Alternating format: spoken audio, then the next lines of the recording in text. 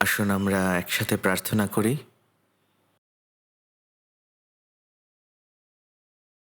আমাদের স্বর্গীয় দয়াময় পিতা, আমরা একদম শেষ সময় বসবাস করছি, যা তুমি নির্ধারণ করেছ, এবং আমরা জানি যে এই শেষকালে এই জগৎ আরও বেশি বিশৃঙ্খল এবং মন্দ হয়ে উঠছে। কিন্তু তার পাশাপাশি প্রভু, তোমাকে ধন্যবাদ জানাই আমাদেরকে আহ্বান করার জন্য এবং পরিত্রাণ দেওয়ার জন্য, যাতে আমরা তোমার অনুগ্রহ বুঝতে পারি। তাই পিতা, অনন্ত জীবনের বার্তা এবং তোমার দয়া ও অনুগ্রহ বোঝার মাধ্যমে আমাদের সাথে থাকার ও পরিচালিত করার জন্য তোমাকে ধন্যবাদ দিই। প্রভু, এ সময় যারা আমরা তোমার পবিত্র রক্তে ধৌত হয়ে এখানে একত্রিত হয়েছি, তোমার মহিমা প্রশংসা করতে এবং তোমার বাক্য থেকে শিক্ষা লাভ করতে, যেন আমরা তোমার পবিত্র সহভাগিতার অংশ হতে পারি। পিতা, এ সময় আমরা সত্যি বিশ্বাস করি যে তুমি আমাদের সাথে রয়েছ এবং আমাদের মাঝে আছো। আমরা শুধু এই প্রার্থনা করি যে তুমি আমাদের প্রত্যেকের সাথে থাকো, তোমার পরাক্রমী ও তোমার দয়াময় হাত দিয়ে আমাদেরকে আগলে রাখো, যাতে তোমার বাক্য ও পবিত্র আত্মার শক্তির মধ্য দিয়ে আমরা পরিপূর্ণ হতে পারি, এবং যাতে তোমার বিচার শুনে আমরা কোনো লজ্জা নিয়ে না দাঁড়াই। প্রভু, আমরা চাই তুমি আমাদের উপরে শাসন করো তোমার সার্বভৌম দয়া ও অনুগ্রহ দিয়ে। প্রভু, এখনও যদি আমাদের মধ্যে এমন কেউ থেকে থাকে যারা তোমার প্রেম ও দয়া অনুগ্রহ বুঝতে পারেনি, দয়া করে তুমি তাদের হৃদয়গুলোকে খুলে দাও, যাতে তারা তাদের জীবনে অনন্ত জীবনের আশা বুঝতে পারে। পিতা, এই সময় প্রার্থনা করি সমস্ত পৃথিবীর মণ্ডলীগুলোর জন্য, বিশেষ করে সেই ব্রাদার সিস্টারদের জন্য যারা এখনও তাদের কঠিন পরিস্থিতিতেও তাদের বিশ্বাসকে ধরে রেখেছে। আমরা প্রার্থনা করি যেন তারা তোমার শক্তি, তোমার বাক্যের শক্তি এবং পবিত্র আত্মার শক্তির মধ্য দিয়ে তারা অনবরত সুসমাচার প্রচার করতে পারে, যেন তারা আরও অনেক হারানো আত্মাকে তোমার কাছে নিয়ে আসতে পারে এবং এই মন্দ জগৎকে জয় করতে পারে। পিতা, দয়া করে তোমার কাজগুলো সম্পন্ন করতে আমাদেরকে সাহায্য করো। প্রভু, এই মুহূর্তে আমরা এখনও অনেক দুর্বল, এখনও আমরা অনেক অসহায়। তোমার সাহায্য ছাড়া আমরা কোনো কিছুই করতে পারি না। দয়া করে আমাদের হৃদয়গুলোকে ধরে রাখো, যেন তোমার সন্তান হিসেবে আমাদের বাকি জীবনটা লজ্জায় কাটাতে না হয়। পিতা, দয়া করে এই সময় আমাদের প্রয়োজনীয় বাক্য আমাদেরকে দাও, যেন আমরা নিজেদেরকে সংশোধন করতে পারি, যেন আমরা বুঝতে পারি কিভাবে আমাদের চলা উচিত। এই প্রার্থনা প্রভু যীশু খ্রিস্টের নামে চাই, আমেন।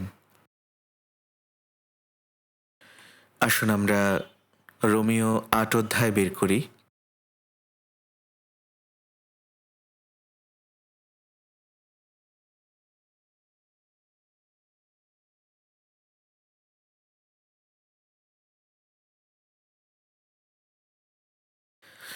রোমিও ৮ অধ্যায় ১৬ থেকে ১৮ পদ। রোমিও ৮ অধ্যায় ১৬ থেকে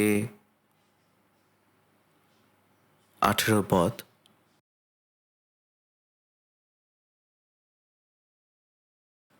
রোমিও ৮ অধ্যায় ১৬ থেকে ১৮ পদ আমি আপনাদের জন্য পড়ছি। আত্মা আপনিও আমাদের আত্মার সহিত সাক্ষ্য দিতেছেন যে আমরা ঈশ্বরের সন্তান, আর যখন সন্তান তখন দায়াত, ঈশ্বরের দায়াত ও খ্রিস্টের সহদায়াত। যদি বাস্তবিক আমরা তাহার সহিত দুঃখ ভোগ করি, যেন তাহার সহিত প্রতাপান্বিত হই। কারণ আমার মীমাংসা এই, আমাদের প্রতি যে প্রতাপ প্রকাশিত হইবে, তাহার সঙ্গে এই বর্তমানকালের দুঃখভোগ তুলনার যোগ্য নয়।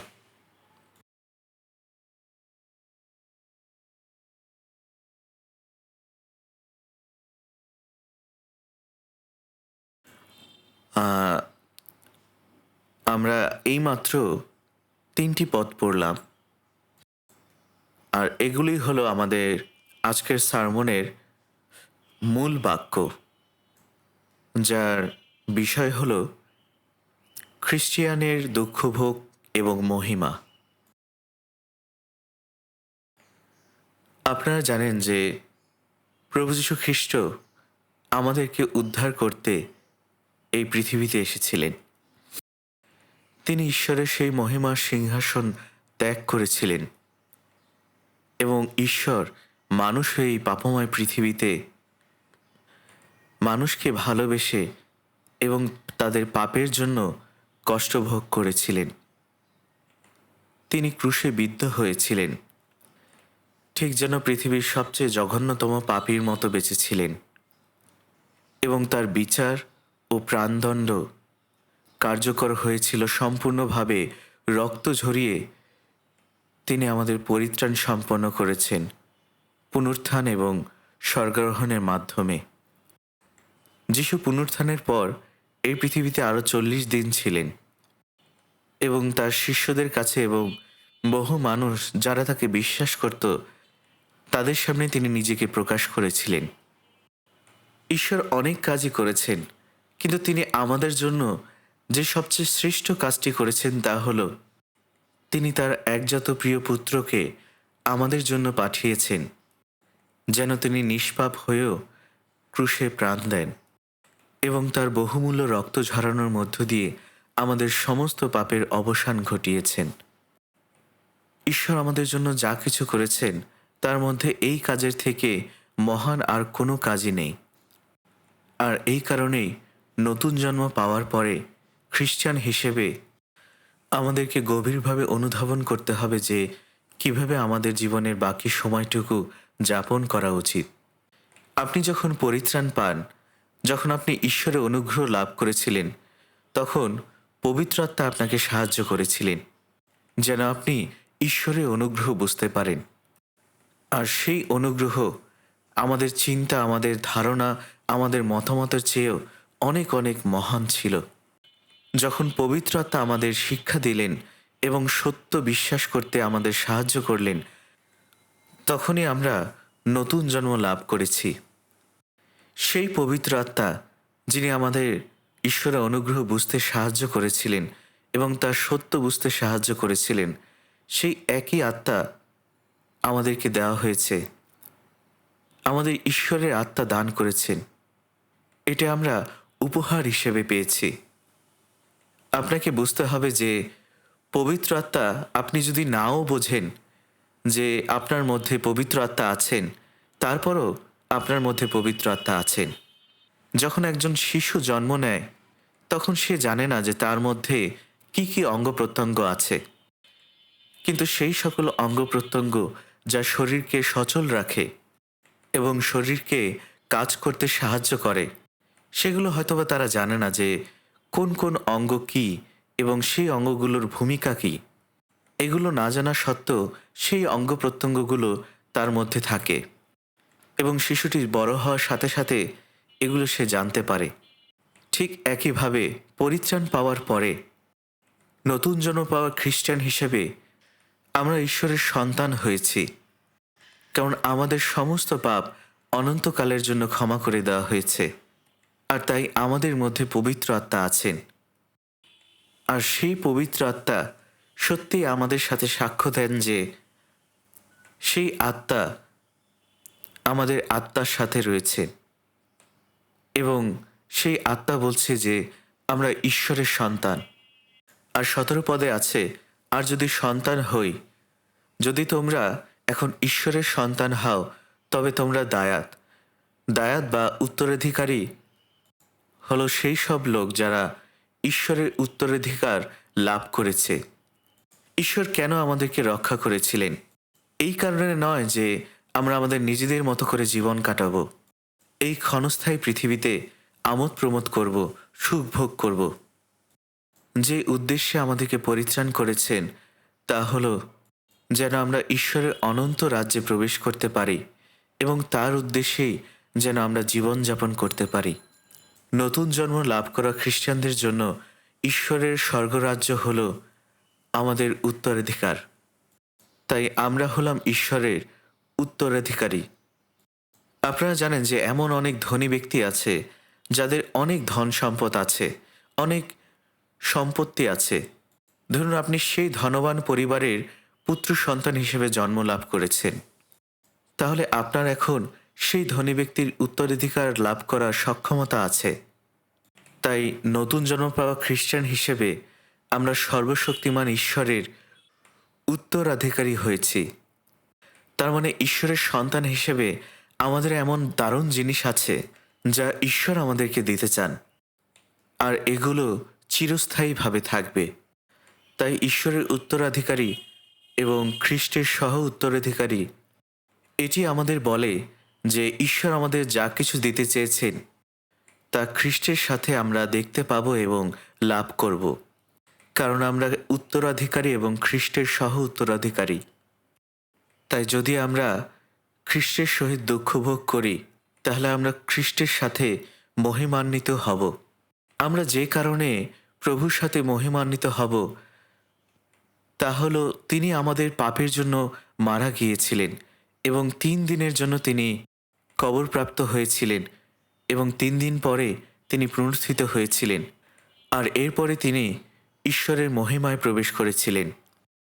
তাই আমরা যারা এই সত্যকে বিশ্বাস করেছি তারাই আমরা পরিত্রাণ লাভ করেছি এবং সেই সাথে আমরাও খ্রিস্টের সাথে সেই মহিমা লাভ করব।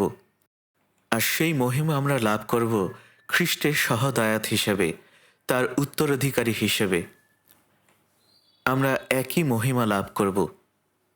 আর আমাদের সেটা করার জন্য আমাদেরকে অবশ্যই তার সাথে দুঃখ ভোগ করতে হবে, যেন আমরাও একই সাথে তার সাথে প্রতাপান্বিত হতে পারি, মহিমান্বিত হতে পারি।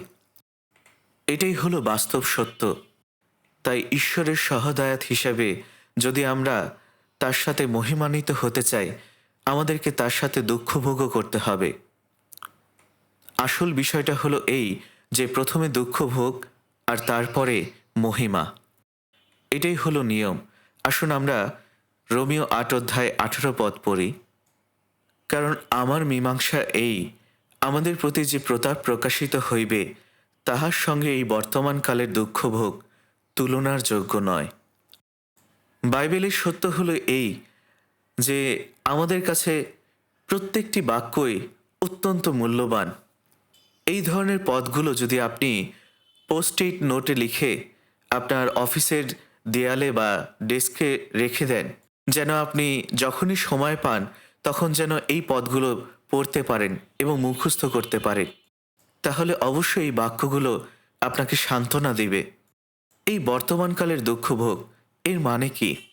যীশুখ্রিস্ট এই পৃথিবীতে এসেছিলেন আমাদের জন্য, আমাদের হয়ে দুঃখভোগ করতে, এবং তিনি সেই পরিত্রাণের কাজটি সম্পন্ন করেছিলেন।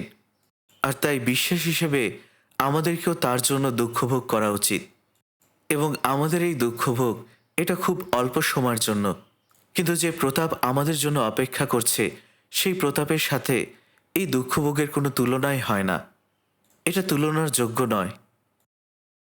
আপনি কি কখনো এটা চিন্তা করেছেন যে প্রভুর সাথে আমরা যে মহিমা লাভ করব তা সেই বর্তমানকালের দুঃখভোগ যেটা আমরা এখন ভোগ করছি সেটার সাথে কখনো তুলনার যোগ্য নয়। সেটা এর থেকে আরও হাজার হাজার গুণ, লক্ষ কোটি গুণ অনেক বেশি মহিমাপূর্ণ। 2 করিন্থীয় 4 অধ্যায় 17 পদে বলে, বস্তুত আপাতত আমাদের যে লঘুতর ক্লেশ হইয়া থাকে তাহা উত্তর উত্তর অনুপম রূপে আমাদের জন্য অনন্তকাল স্থায়ী গুরুতর প্রতাপ সাধন করিতেছে। যখন আপনি পরিত্রাণ পান, সত্যি যখন আপনি পরিত্রাণ পান, এর মানে এই নয় যে আপনি আদিমণ্ডলী খ্রিস্টানদের মতো দুঃখভোগ করবেন, যাদেরকে কারাগারে নিয়ে যাওয়া হয়েছিল, যাদেরকে অনেক অত্যাচার করা হয়েছিল, মেরে ফেলা হয়েছিল। সত্যি বলতে এখন আর তেমনটি ঘটবে না। হয়তোবা কিছু কিছু দেশে বা নির্দিষ্ট কিছু অঞ্চলে হতে পারে। হ্যাঁ, এমন এমন কিছু জায়গায় যদি আপনি সত্য সুসমাচার প্রচার করেন, সেখানে আপনাকে অত্যাচার করা হতে পারে, অথবা আপনাকে হত্যা করা হতে পারে, অথবা আপনাকে জেলে যেতে হতে পারে। তবে সেই সমস্ত চরম পরিস্থিতি বা অন্যান্য উদাহরণ ছাড়াও ঈশ্বরের রাজ্যে এখানে আমাদের দেশগুলোতে আমাদের স্বাধীনতা রয়েছে। তাই নৈতিকভাবেও আইনগতভাবে বলতে গেলে যদি না আপনি জঘন্য কিছু করেন, খ্রিস্টানদের আসলেই সেই খ্রিস্টান হিসাবে বিশ্বাস চর্চা করার সময় অনেক কঠিন পরিস্থিতির মধ্য দিয়ে যেতে হয়। তাই এই দুঃখ কষ্ট কেবলমাত্র কয়েক মুহূর্তের জন্য। নতুন নিয়মের সময় যখন এই শাস্ত্রাংশ লেখা হচ্ছিল, তখন তাদের জন্য অনেক পরীক্ষা এবং দুঃখ কষ্ট ছিল। এমন সময় ছিল যে খ্রিস্টানদেরকে তাদের গ্রাম থেকে, তাদের দেশ থেকে বের করে দেওয়া হতো, তাদের বিরুদ্ধে মিথ্যা সাক্ষ্য দেওয়া হতো, তাদেরকে সাজানো বিচারের সম্মুখীন হতে হতো এবং মৃত্যুদণ্ড দেওয়া হতো। কিন্তু ঈশ্বর এখানে বলছেন যে এই দুঃখ কষ্ট, এই ক্লেশ, এটা অল্প সময়ের জন্য। যীশুখ্রিস্ট এই কথা বলেছিলেন যে এই জগতে তোমরা ক্লেশ পাবে, দুঃখ কষ্ট পাবে, কিন্তু তোমরা এটা মনে রেখো যে আমি এই জগৎকেই জয় করেছি। এই জগতে হয়তোবা আপনার সত্যি অনেক কষ্ট হবে, কারণ এখানে পরীক্ষা আছে, কষ্ট আছে, এবং এগুলোই আসলে খুবই স্বাভাবিক বিষয়। যীশুখ্রিস্ট এই পৃথিবীতে এসেছিলেন সমস্ত দুঃখ কষ্ট ভোগ করতে। তাই তার অনুসারী এবং বিশ্বাসী হিসেবে আমাদেরকেও একইভাবে এই জগতের দুঃখ কষ্ট ভোগ করতে হবে, এবং আমাদেরকে এটা মনে রাখতে হবে যে এই দুঃখ কষ্ট, এই ক্লেশ, এগুলো খুবই অল্প সময়ের জন্য। আর এই দুঃখ কষ্ট সহ্য করার ফলে আমরা গ্রহণ করব অনন্তকালীন গৌরব, অনন্তকালীন মহিমা, যে মহিমার সাথে এই দুঃখ কষ্টের কখনোই তুলনা করা যাবে না। তাই খ্রিস্টান হিসেবে আমাদের দুঃখ কষ্ট আছে, এটা একেবারেই সত্যি। আমাদের দুঃখ কষ্ট হয় কারণ আমাদের মানসিক স্বভাব এবং বিশ্বাসের মধ্যে দ্বন্দ্ব হয়। আমাদের বিশ্বাসের কারণে আমরা দুঃখ কষ্ট ভোগ করি। আমরা হয়তোবা কখনো কখনো একাকী বোধ করি। আমাদেরকে হয়তোবা কখনো কখনো সমাজচ্যুত করা হয়, এবং আমাদের বিশ্বাসের কারণে আমাদের উপরে অনেক বিপদও আসতে পারে। ইব্রিয় 11 অধ্যায় 24 পদে বলা হয়েছে, মসি ফোরনের মেয়ের পুত্র বলে পরিচিত হতে চাইলেন না। মসি পাপের সুখভোগ করতে চাইলেন না, কারণ সেসব সুখভোগ ছিল ক্ষণিকের জন্য। মসি চাইলে ফোরনের রাজার সাথে তিনি রাজত্ব করতে পারতেন, এমনকি তিনি চাইলে মিশরের রাজাও হতে পারতেন। কিন্তু মসি পূর্ণ বয়স্ক হওয়ার পরে ফোরনের কন্যার পুত্র বলে আখ্যাত হতে চাইলেন না। তিনি জাগতিক স্বাধীনতা এবং মানসিক গৌরবকে প্রত্যাখ্যান করেছিলেন এবং ঈশ্বরের প্রজাদের সাথে দুঃখভোগকে বেছে নিয়েছিলেন, কারণ তিনি জানতেন যে তার নিজের লোকেরা অর্থাৎ ইসরায়েল জাতি হল ঈশ্বরের মনোনীত জাতি, আর সেই ইসরায়েল জাতি এই মিশর দেশে মারা যাচ্ছিল। আর তাই তিনি ফোরনের কন্যার পুত্র হিসেবে পরিচিত হতে অস্বীকার করেছিলেন। সেই মিশর দেশে তিনি সমস্ত গৌরব পেতে পারতেন, কিন্তু তিনি সেগুলো এমনভাবে প্রত্যাখ্যান করলেন যেন এগুলোর কোনো কিছুই তার কাছে মূল্য নেই, কারণ তার কাছে পাপের ক্ষণস্থায়ী সুখভোগের থেকে তার নিজের জাতির সাথে অর্থাৎ ইসরায়েল জাতির সাথে দুঃখভোগ অনেক অনেক বেশি মূল্যবান। রাজবংশে থাকার স্বাধীনতা ও মর্যাদা এবং ফোরনের বংশধর হওয়ার বদলে বরং তিনি বেছে নিয়েছিলেন আপন ইসরায়েল লোকদের সাথে কষ্ট ভোগ করা। তাই এই বাক্যে এমন কোনো ইঙ্গিত দিচ্ছে না যে মসি কোনো পাপ করেছিলেন মিশরের রাজ্যে, বরং এখানে এটাই বলছে যে মসি বুঝতে পেরেছিলেন তিনি কে এবং তার নিজের লোকদের সাথে তিনি কষ্ট ভোগ করতে চেয়েছিলেন। তাই তিনি মিশরের গৌরব ভোগ করা অর্থাৎ পাপের ক্ষণিক সুখ ভোগ করার বিষয়টি বুঝতে পেরেছিলেন, আর তিনি বুঝেছিলেন যে এটি অনুচিত। শুধু অনুচিতই নয়, বরং একজন ইসরায়েলি হিসেবে এটা ছিল অনুপযুক্ত। তাই তিনি বেছে নিয়েছিলেন ঈশ্বরের লোকদের সাথে কষ্ট ভোগ করতে। তিনি দেখেছিলেন মিশরের যে কোনো অবস্থার চেয়ে, এমনকি তিনি মণিমুক্ত আর ধন সম্পদ অর্জন করার সুযোগও পান, এগুলো তার কাছে মূল্যবান ছিল না। কেন তিনি আসলে এটা করেছিলেন? কারণ তিনি পুরস্কারের দিকে তাকিয়েছিলেন। তিনি জানতেন যে তিনি ঈশ্বরের সন্তান, আর যেহেতু তিনি ঈশ্বরের সন্তান, তাই তিনি এই কষ্টের মধ্য দিয়ে গিয়েছিলেন। ঈশ্বরের সন্তান হিসেবে তিনি কষ্টভোগকে বেছে নিয়েছিলেন, আর কারণ হলো সেই পুরস্কার। তিনি সেই পুরস্কারের দিকে তাকিয়েছিলেন।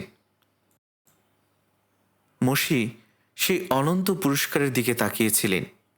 তাই জগতের স্বাধীনতা, কর্তৃত্ব এবং ক্ষণস্থায়ী সুখের মতো কোনো কিছুই এর সাথে তুলনা করা যায় না। তাই এই পদগুলো আমাদের জন্য একটি বিশাল শিক্ষা দেয়। এটা আসলে অনেক বড় একটি শিক্ষা। প্রথমত, যীশুখ্রিস্ট তিনি ঈশ্বরের পুত্র হিসেবে এই পৃথিবীতে এসেছেন আমাদের জন্য দুঃখ ভোগ করতে, এবং সেই দুঃখ ভোগ যা আমাদের প্রভু যীশু খ্রিস্ট বরণ করেছিলেন, আমাদের সেই বিষয়গুলো বুঝতে হবে। আমাদেরকে এগুলো বুঝতে হবে। প্রথম পিতর 1:11 আমাদেরকে বলে, তাহারা এই বিষয়ে অনুসন্ধান করিতেন খ্রিস্টের আত্মা যিনি তাহাদের অন্তরে ছিলেন, তিনি যখন খ্রিস্টের জন্য নির্পিত বিবিধ দুঃখভোগ ও তদনুবর্তী গৌরবের বিষয়ে সাক্ষ্য দিতেছিলেন, তখন তিনি কোনো ও কি প্রকার সময়ের প্রতি লক্ষ্য করিয়াছিলেন। যখন যীশুখ্রিস্ট এই জগতে এসেছিলেন এবং তার এই জগতে দুঃখভোগ করতে আসার মানে হলো যে ভবিষ্যতে যেন তিনি প্রতাপান্বিত হন, মহিমান্বিত হন। সবসময় দুঃখ কষ্ট থাকে, আর দুঃখ কষ্টের সাথে পুরস্কার আসে। এমনকি খ্রিস্টের জীবনেও তিনি যখন এই পৃথিবীতে ছিলেন, তিনি প্রচণ্ড কষ্ট পাচ্ছিলেন। তার ক্রুশের কথা তো ছেড়েই দিলাম, ক্রুশের চরম লজ্জা, চরম যন্ত্রণা যা কোনো মানুষের পক্ষে সহ্য করা সম্ভব ছিল না। আর তিনি ঈশ্বরের পুত্র হয়েও, তিনি স্বয়ং ঈশ্বর হয়েও তিনি স্বেচ্ছায় এই কষ্টভোগকে বেছে নিয়েছিলেন। আর সেই কষ্টভোগের পরে তিনি পুনরুত্থিত হলেন এবং ঈশ্বরের দক্ষিণ পাশে তার রাজ্যে প্রবেশ করলেন। আর সমস্ত পুরাতন নিয়ম, সমস্ত ভাববাণী এই সাক্ষ্য দেয়, তিনি কষ্টভোগ করেছিলেন যেন ঈশ্বর মহিমান্বিত হন, তিনি মহিমান্বিত হন। যীশুখ্রিস্ট ক্রুশারোপিত হওয়ার আগের রাতে, তাকে বন্দি করে নিয়ে যাওয়ার আগের রাতে গেতসেমানি পাহাড়ে যীশুখ্রিস্ট প্রার্থনা করেছিলেন, কারণ তিনি জানতেন যে আগামীকালকে তাকে বিচারের সম্মুখীন করার জন্যে তাকে গ্রেপ্তার করা হবে, এবং তার বিচার হয়েছিল, তাকে মৃত্যুদণ্ড দেওয়া হয়েছিল। যে বিচারের পদ্ধতি রোমানরা আগেই ঠিক করে রেখেছিল। যিশুর মৃত্যুর পথ ইতিমধ্যেই নির্ধারিত হয়ে গিয়েছিল। যিশু জানতেন যে এমনটাই হতে চলেছে, তাই তিনি প্রার্থনা করেছিলেন, বলেছিলেন, পিতা, যদি তোমার ইচ্ছা হয় তবে দুঃখের এই পানপাত্রটি আমার কাছ থেকে দূর করো। কেউ কেউ বলেন, দেখুন, যিশু তো ঈশ্বরের পুত্র ছিলেন, তিনি ঈশ্বর ছিলেন, এবং তিনি যখন ক্রুশে ঝুলেছিলেন তিনি কিছুই অনুভব করেননি। এটা আসলে সম্পূর্ণ ভুল কথা। তিনি সত্যি ব্যথা পেয়েছিলেন, যে ব্যথা আমরা পাই, যে ব্যথা আপনি পান। তিনি ক্লান্ত ছিলেন, তিনি পরিশ্রান্ত ছিলেন। তিনি একটি পাথর নিয়েছিলেন এবং সেই পাথরটি তিনি বালিশ হিসেবে ঘুমানোর জন্য ব্যবহার করতেন। তিনি ক্ষুধার্ত ছিলেন, তিনি তৃষ্ণার্ত ছিলেন, তিনি কেঁদেছিলেন। তিনি আপনার আমার মতোই একজন মানুষ ছিলেন। তবে আপনার জীবনে যদি হঠাৎ এমন কিছু ঘটে যা আপনি কখনো আশা করেননি, বা আপনি বিভিন্ন পরীক্ষা ও ক্লেশের সম্মুখীন হন, এমন সব কঠিন পরিস্থিতি যা আপনাকে মৃত্যুর দিকেও নিয়ে যেতে পারে, এগুলো এমন বিষয় যেগুলো আপনি ঠিকইও রাখতে পারেন না। যীশুখ্রিস্ট, যিনি একজন নিষ্পাপ মানুষ ছিলেন, তাকে মৃত্যুদণ্ড দেওয়া হয়েছিল, তাকে অপমানিত করা হয়েছিল, তাকে প্রহার এবং আঘাত করা হয়েছিল যাতে তিনি ক্রুশে মৃত্যুবরণ করেন। আর এই সমস্ত কিছু জেনেও তিনি ক্রুশের কাছে এগিয়ে গিয়েছিলেন, তার মৃত্যুর কাছে এগিয়ে গিয়েছিলেন। তিনি তার মৃত্যু সম্পর্কে এটাই বলেছেন যে আমার কাছ থেকে আমার প্রাণ কেউ কেড়ে নিতে পারে না, বরং আমিই তা উৎসর্গ করেছি। তার নিজ প্রাণ বিসর্জন করার ও পুনরায় তা গ্রহণ করার ক্ষমতা তার আছে। যীশুখ্রিস্ট কেন এই পৃথিবীতে এসেছিলেন? তিনি একটি মাত্র নির্দিষ্ট উদ্দেশ্যে এই পৃথিবীতে এসেছিলেন, আর তা হল আমাদের জন্য তিনি প্রাণ দিবেন, আমাদের সমস্ত পাপের মূল্য তার বহুমূল্য রক্ত দিয়ে পরিশোধ করবেন। তার মৃত্যুবরণটি ছিল একদম হতভাগ্য, অধম, অযোগ্য পাপীর মতো। আর তাই তিনি যখন গেতসেমানি বাগানে প্রার্থনা করেছিলেন, তখন তিনি এটাই বলেছিলেন, পিতা, যদি সাধ্য হয় এই পানপাত্র আমার কাছ থেকে দূর করো। যিশু তার রক্ত মাংসের শরীরে এই দুঃখ কষ্টের কথা জানতেন। তিনি বলেছিলেন, এই দুঃখ যেন আমার কাছ থেকে সরে যায়। যিশু সমস্ত পাপীদের পাপের কথা জানতেন এবং সেই সমস্ত অভিশাপের কথা জানতেন যা সমস্ত মানুষ বয়ে এনেছিল। আর যিশু যদি মৃত্যুর সেই তিক্ত দ্রাক্ষারস এবং বিচারের পানপাত্র গ্রহণ না করতেন, তবে আমাদের কি হতো, এই পৃথিবীর কি হতো? তাহলে আমাদের ঈশ্বরের ক্রোধের পানপাত্র গ্রহণ করতে হতো এবং আমরা প্রত্যেকে আমাদের পাপের কারণে মারা যেতাম। কিন্তু এরপরেই যিশু এই কথা বলেছিলেন, তবু আমার ইচ্ছা নয় কিন্তু তোমার ইচ্ছাই সিদ্ধ হোক। যিশু এটাই বোঝাতে চেয়েছেন যে আমার মাংস চাচ্ছে এটা চলে যাক, আমার মাংস এই কষ্ট সহ্য করতে চাচ্ছে না, তবু পিতা আমার ইচ্ছা নয় কিন্তু তোমার ইচ্ছাই সিদ্ধ হোক। ফিলিপিও 2:7 বলা হয়েছে, কিন্তু আপনাকে শূন্য করিলেন, দাসের রূপ ধারণ করিলেন, মনুষ্যদের সাদৃশ্যে জন্মিলে। যিশু নম্র হৃদয়ে এই পৃথিবীতে এসেছিলেন এবং মৃত্যু পর্যন্ত তিনি বাধ্য ছিলেন, আত্মত্যাগী হয়েছিলেন। এবং ইনি হলেন সেই নিষ্পাপ ঈশ্বর যিনি পাপী মানুষের জন্য প্রাণ দিতে মানুষের কাছে এই পৃথিবীতে এসেছিলেন। কারণ পাপী মানুষকে পরিত্রাণ করার জন্য এই একটি মাত্র উপায় ছিল, যেখানে একজন নিষ্পাপ মানুষকে অবশ্যই পাপী মানুষের জন্য মৃত্যুবরণ করতে হবে।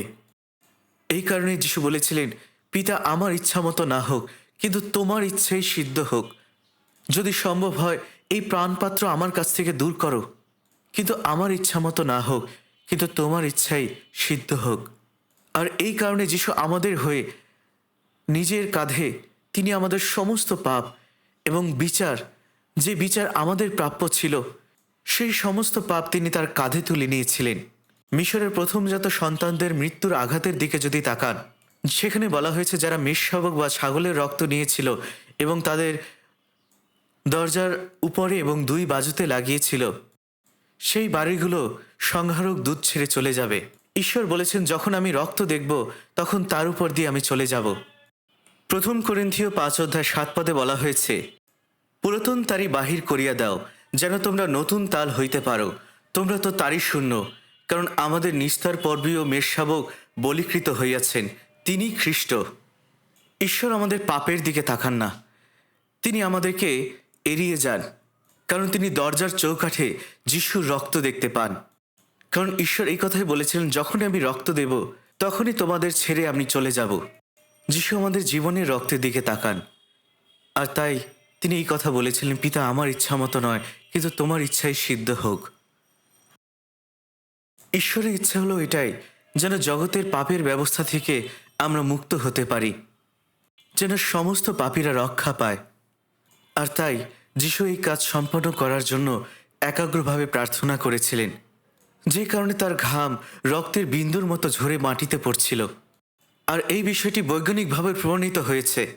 যখন যিশু বললেন, আমার ইচ্ছা নয় কিন্তু তোমার ইচ্ছা মতো হোক, এর মধ্য দিয়ে এটাই দেখায় যে সর্বশক্তিমান ঈশ্বরকেও তার নিজের ইচ্ছা ত্যাগ করার বিষয়ে সংগ্রাম করতে হয়েছিল, যেন সে তার পিতার ইচ্ছা পালন করতে পারে। এটা সত্যি অনেক কঠিন একটি কাজ। এই পরিস্থিতি এতটাই কঠিন ছিল যে স্বর্গদূতদেরও নিচে নেমে আসতে হয়েছিল, যেন তারা তার সেবা করতে পারে। আর যীশু খ্রিস্ট তিনি জগতের মুখোমুখি হয়েছিলেন, অর্থাৎ তিনি ক্রুশের দিকে সাহসের সাথে এগিয়ে গিয়েছিলেন।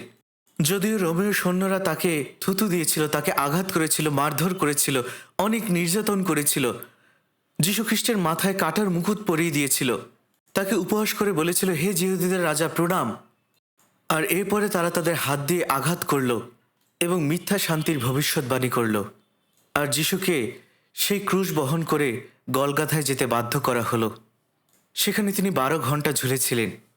তিনি মানুষের ভিড়ের মাঝখানে ছিলেন এবং তার সমস্ত রক্ত ঝরিয়ে দিয়ে তিনি বলেছিলেন, সমাপ্ত হইল। এবং এরপরে আকাশ 3 ঘন্টা অন্ধকার ছিল, এমনকি সূর্য তার আলো হারিয়ে ফেলল। পৃথিবী কেঁপে উঠল, পৃথিবী এমনকি কেঁদে উঠল। ঈশ্বর মুখ ফিরিয়ে নিলেন। এমন ইতিহাস কি কখনো ঘটেছে যেখানে এর থেকে মহান কাজ সম্পন্ন হয়েছে? প্রভুর বলিদানের কারণে আমরা রক্ষা পেলাম। তাই ক্রুশে দুঃখ ভোগ এবং কষ্টের মধ্য দিয়ে যীশু খ্রিস্ট পরিত্রাণের কাজ সম্পন্ন করলেন। তিনি শুধু যে পরিত্রাণের কাজই সম্পন্ন করেছেন তা নয়, তিনি পুনরুত্থান সম্পন্ন করেছেন এবং এখন তিনি ঈশ্বরের ডান পাশে বসে আছেন। যোহন 12:24 যীশুখ্রিস্ট বলেছিলেন, সত্য সত্য আমি তোমাদিগকে বলিতেছি, গমের বীজ যদি মৃত্তিকায় পড়িয়া না মরে তবে তাহার একটি মাত্র থাকে, কিন্তু যদি মরে তবে অনেক ফল উৎপন্ন করে। আপনারা জানেন যে এই গল্পের পটভূমি হল কয়েকজন গ্রিক লোক যীশুখ্রিস্টের সাথে সাক্ষাৎ করতে এসেছিলেন। মনে রাখবেন, গ্রিক কিন্তু জিহুদিরা না, অথবা ইসরায়েল জাতীয় না। তখন শিষ্যরা যিশুকে গিয়ে বলেছিল যে, প্রভু, আপনাকে লোকেরা খুঁজছে। আসলে এরপরে বাইবেলে লেখা নেই যে যিশু সেই লোকদের সাথে দেখা করেছিলেন কিনা, কিন্তু যারা তার সাথে দেখা করতে এসেছিল তিনি তাদের উদ্দেশ্য করে এটাই বলেছিলেন, সত্য সত্য আমি তোমাদেরকে বলিতেছি, গমের বীজ যদি মৃত্তিকায় পড়িয়া না মরে তবে তাহার একটি মাত্র থাকে, কিন্তু যদি মরে তবে অনেক ফল উৎপন্ন করে। যখন যীশুখ্রিস্ট মারা গেলেন এবং পুনরুত্থিত হলেন, সেই কাজ সম্পন্ন করার পরে অনেক অজিহুদি তার সাথে সাক্ষাৎ করতে এসেছিলেন, তার কাছে আরোগ্য লাভের মিনতি করলেন এবং সুসমাচার জানতে চাইলেন। এরপরে যিশু স্বর্গারোহণ করলেন, কারণ তিনি তাদের জন্য ক্রুশের প্রাণ দিয়েছিলেন, তাদের জন্য তিনি তার সমস্ত রক্ত ঝরিয়েছিলেন। যীশুখ্রিস্ট যদি এটা না করতেন তাহলে আমরা সবাই মারা যেতাম। তিনি যদি না মৃত্যুবরণ করতেন সেই গমের বীজের মতো, তাহলে আমরা কেউই জীবন পেতাম না। আর তার মৃত্যুবরণের মধ্য দিয়ে তিনি অনেক অনেক ফল দিলেন। যখন তিনি মারা গেলেন এবং পুনরুত্থিত হলেন, তখন এর মধ্যে সবাই এর অন্তর্ভুক্ত।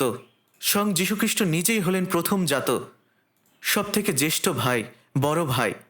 আর যখন যীশুখ্রিস্ট পুনরুত্থিত হলেন, যে মহিলারা তাকে দেখতে এসেছিল তাদের সাথে তিনি দেখা করেছিলেন এবং তিনি বলেছিলেন, আমার ঈশ্বর ও তোমাদের ঈশ্বর, আমি তার নিকটে যাচ্ছি। যিশু আর এখন একমাত্র অদ্বিতীয় পুত্র নন, পিতার অধীনে এখন অনেক পুত্র হয়েছে যারা তার বলিদানের মাধ্যমে এসেছে। তাই যেন অনেক ফল আসে, এর জন্য একটি গমের বীজকে মাটিতে পড়তে হবে এবং মরতে হবে। আসুন আমরা বাইবেলে দেখি, ইব্রিয় 12 অধ্যায়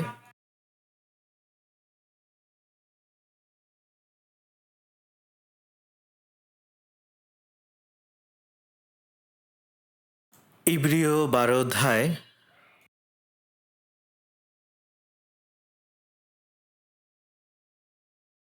ইব্রিয় 12 অধ্যায় 2 পদ।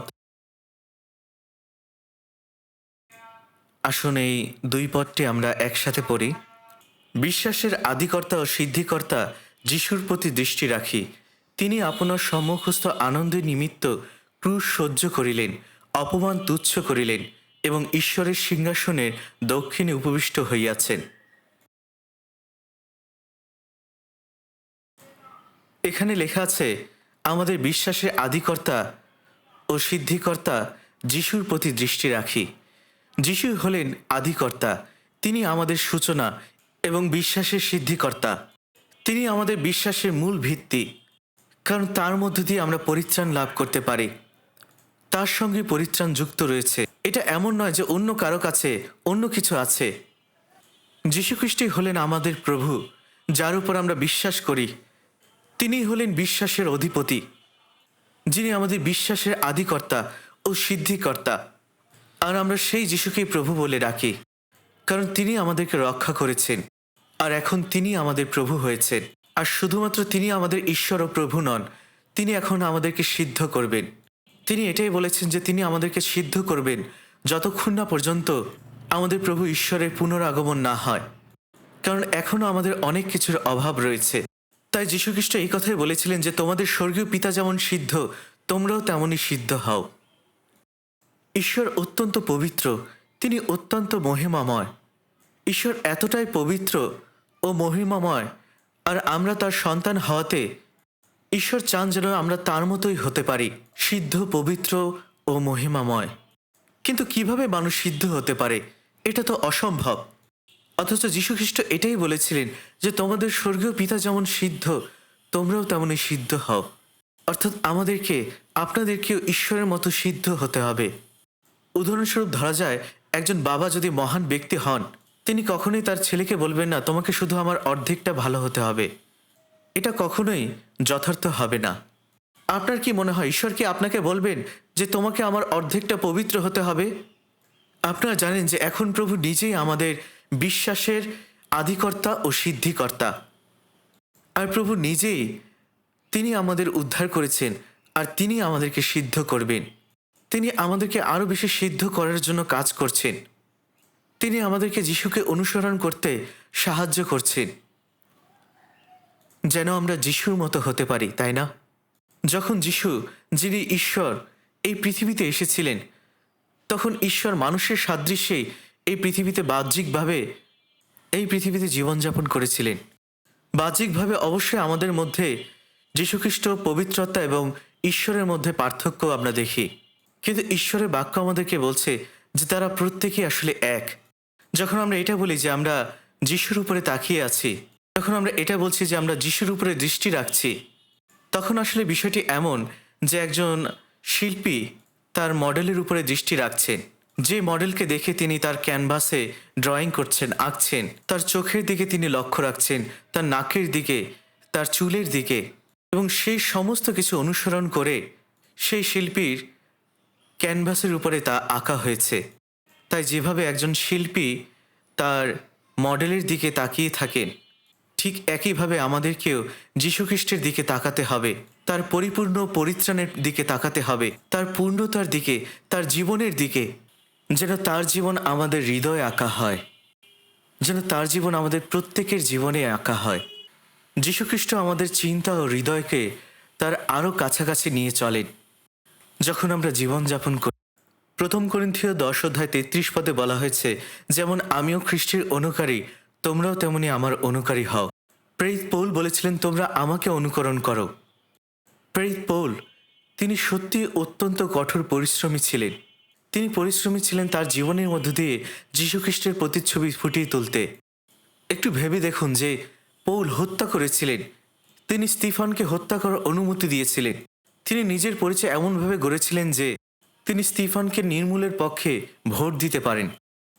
তিনি অনেক খ্রিস্টানদের হত্যা করার সম্মতি দিয়েছিলেন, কিন্তু তিনি দামেস্কে আরও খ্রিস্টানদের হত্যা ও নির্যাতন করার উদ্দেশ্যে যাওয়ার পথে যীশুখ্রিস্টের দেখা পেলেন। সেই সময় যীশুখ্রিস্ট শৌলের সামনে আবির্ভূত হলেন। শৌল নামের অর্থ হল মহান, আর পৌল মানে হল ক্ষুদ্র। তারপর সেই পরিবর্তনের পর, সেই পরিত্রাণের পর পৌল সারা পৃথিবীতে সুসমাচার প্রচার করলেন। এমনকি রোমে তিনি বন্দী থাকা অবস্থাতেও সুসমাচার প্রচার করেছিলেন। তিনি নিজেকে খ্রিস্টের উত্তরাধিকারী বলতেন।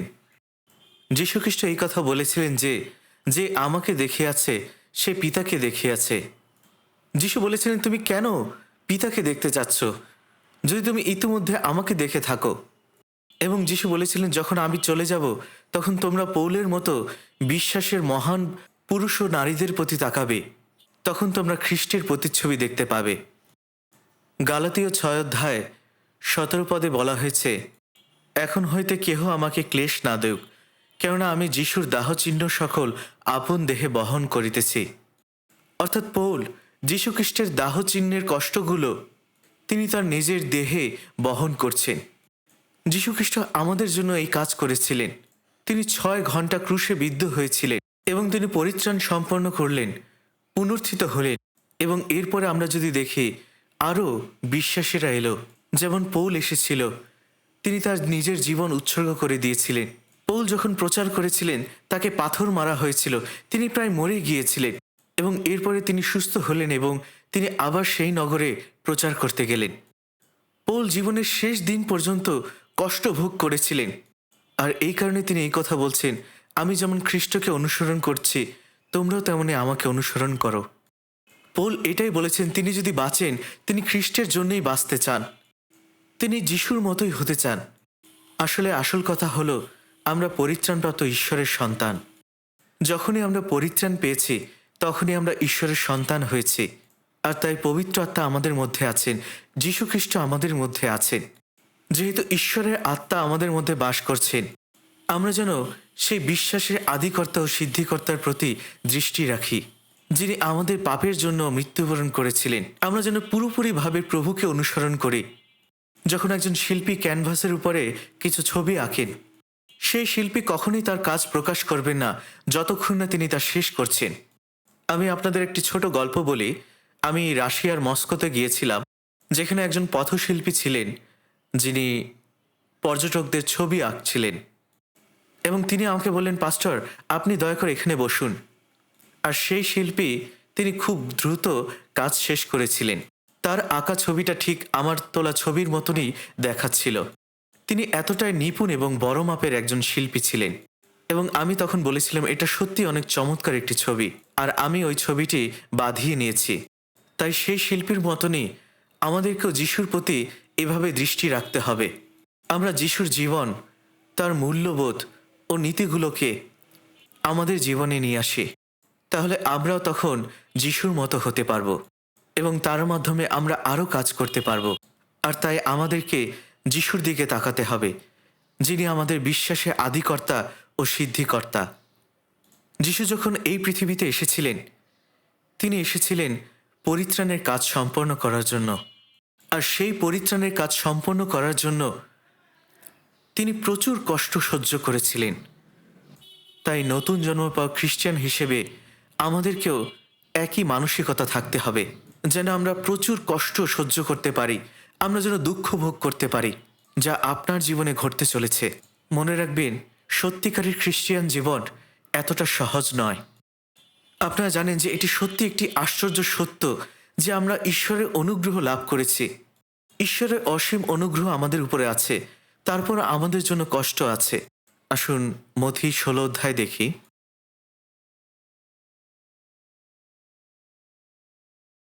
মথি 16 অধ্যায় 24 পদ।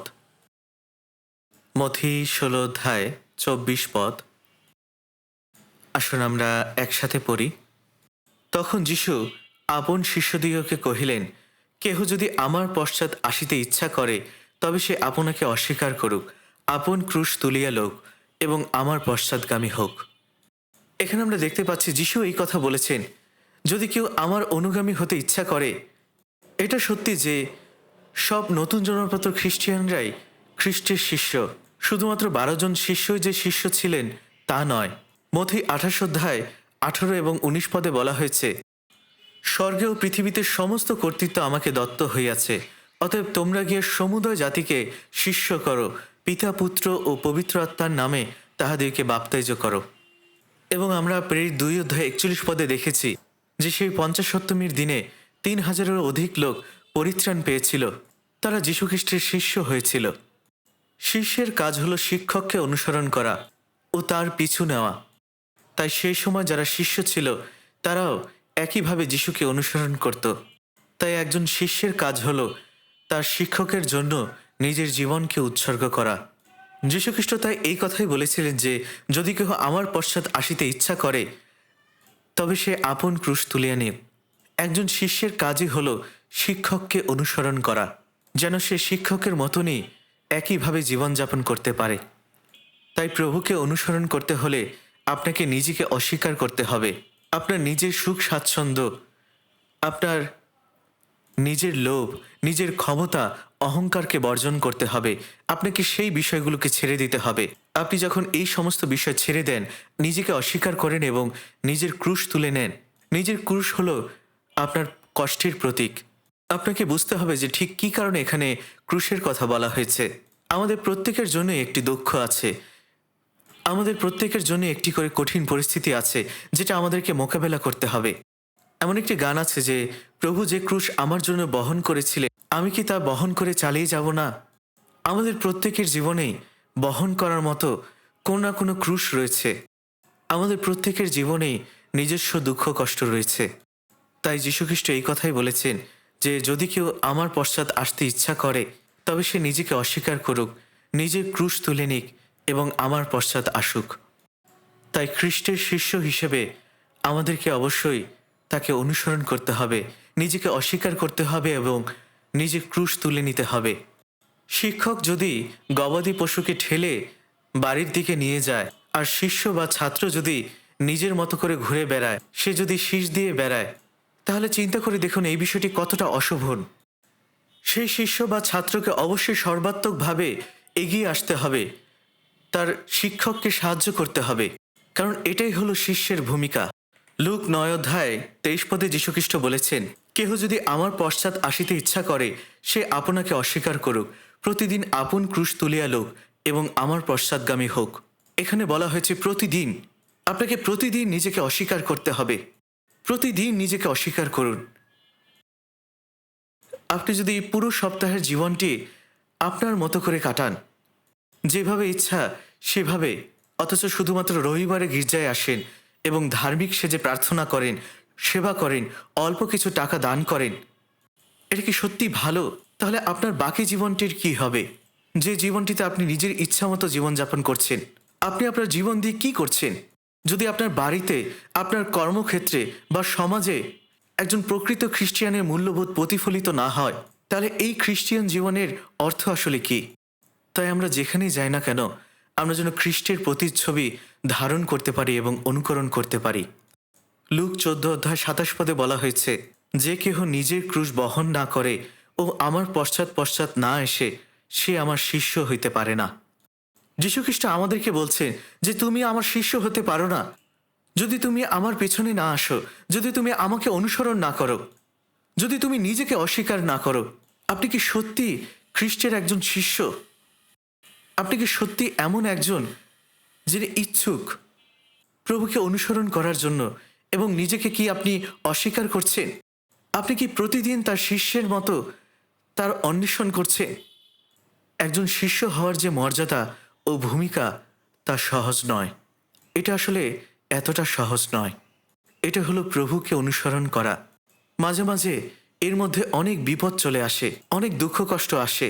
তাই যিশু বলেছেন, যদি প্রতিদিন আমি নিজের ক্রুশ বহন করতে না পারি, আমি কখনোই তার শিষ্য হতে পারবো না। ফিলিপিও 1:29 দেখি।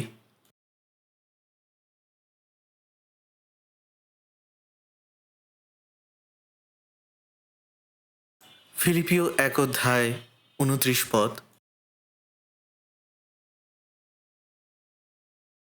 আসুন আমরা একসাথে পড়ি। যেহেতু তোমাদিওকে খ্রিস্টের নিমিত্ত এই বর দেওয়া হইয়াছে, যেন কেবল তাহাতে বিশ্বাস করো তাহা নয়, কিন্তু তাহার নিমিত্ত দুঃখ ভোগও করো। যীশুখ্রিস্টের জন্য দুঃখ ভোগ করা, যীশুখ্রিস্টের জন্য একটি দান দেওয়া হয়েছে। এই যে সত্য যে ঈশ্বর আমাদের উদ্ধার করেছেন, আপনাকে বুঝতে হবে যে এটা ঈশ্বরের জন্য এবং ঈশ্বরের ইচ্ছাতে এটা হয়েছে।